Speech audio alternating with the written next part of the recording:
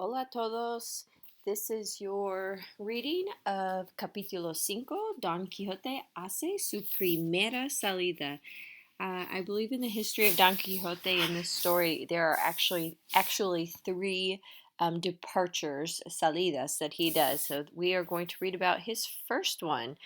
Um, all right, so follow along with your reading here in the video, and I am going to give you the English translation. As you'll notice, some of the translations at the bottom are just slightly different from what your book provides, but it gives you basically the same idea. So, habiendo hecho, so having done all of the preparations necessary, Don Quixote did not want to lose more time.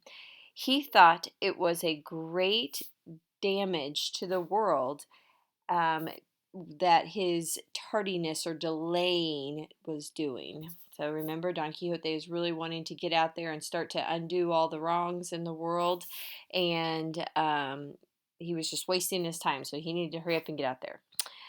So that is a great danger to the world because there were so many um, offenses and wrongs and outrages or injustices, abuses, and debts that needed to be solutioned or fixed. This is his job in his mind to go out and fix all these wrongs in the world. And so, without advising anyone, or nobody, we use negatives in Spanish, without advising nobody and without nobody seeing him, one morning or one dawn before the day, and it was one of the hottest in July, he armed himself of all of his armor, so he got all of his armor arranged on him.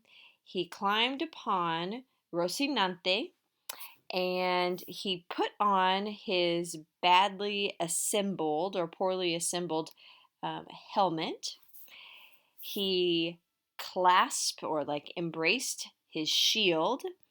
He took up his lance and through the back gate of the corral, he went out into the countryside with great content and merriment. And haber dado principio, sorry. And right at the beginning, he had such a great happiness that he felt.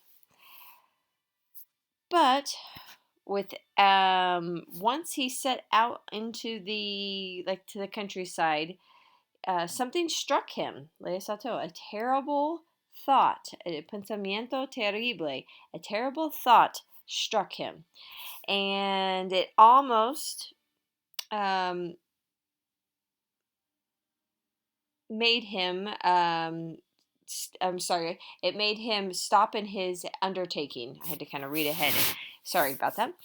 So this terrible thought struck him, and it made him stop his undertaking because to him came the memory, or he remembered. The memory came to him. He remembered. Oh, let's go to this page. That he had not yet been dubbed a knight.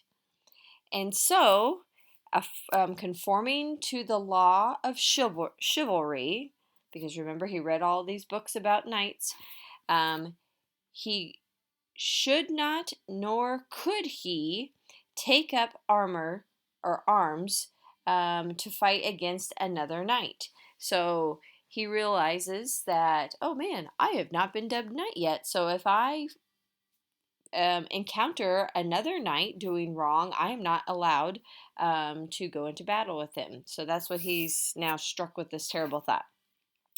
So these thoughts made him, I'm trying to think, hesitate. Made him hesitate, but his craziness, his locura, just sort of reasons. In that craziness, it kind of evens out in his brain. And he decided that, no problem. Don Quixote is going to dub himself a knight by the first opportunity that he encountered, and he would just imitate what all the books, other knights, or the books had done, um, in, in that he had read about. So he's just gonna do whatever the books have said and say, ah, no problem. I'm just gonna become a knight then. And so he calmed himself and continued down the path, allowing Rocinante to carry him or to take him wherever he wanted, because he believed that this was the essence of adventures. So he's basically just letting Rocinante wander about the countryside wherever he may go. Don Quixote and Rocinante walked all day without any misfortune, and what he was making him despair, basically, because he thought he's going to go out and fix the world, and they didn't have any encounters, and so this was making him worry. So finally, as night was falling, his horse and he found themselves tired and dying of hunger.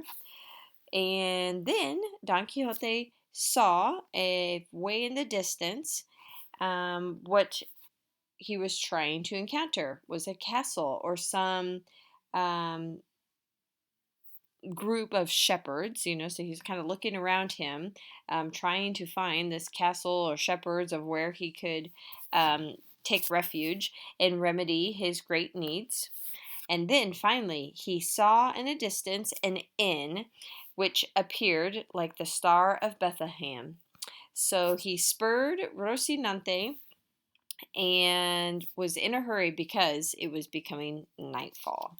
So, in your book, you can look at page 15. I really think that's a neat image, that it's him on top of Rocinante, and in the clouds are all of these battles and fantasies that he's having about being a knight and how he's going to go out and fix the world. So, these questions, I think, are the exact same as in your book. And now we are, yep, he's headed to the inn, so he's going to find his first people here. So looking forward to reading that with you guys on Thursday.